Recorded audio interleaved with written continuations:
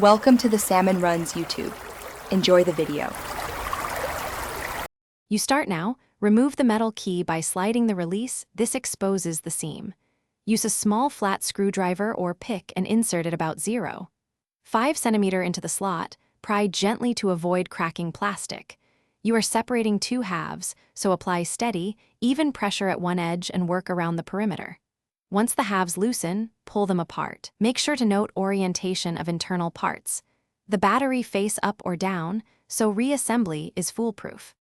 With the case open, locate the CR2032 cell and study its orientation. This matters for polarity and circuit contact. Once noted, lift the old battery out using plastic tweezers or a non-metal tool to prevent shorting. Avoid touching contacts with wet fingers. Place the new CR2032 into the cradle the same way the old one sat, ensuring the plus sign faces the same direction. Once seated, verify springs or clips are engaged, and check that the rubber contact. To finish, align the two halves and press them together until clips snap.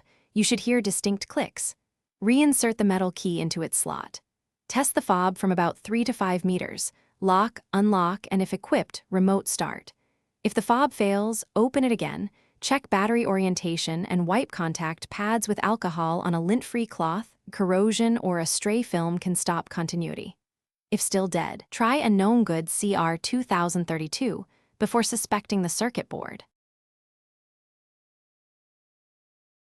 Thanks for watching. Consider subscribing if we helped you.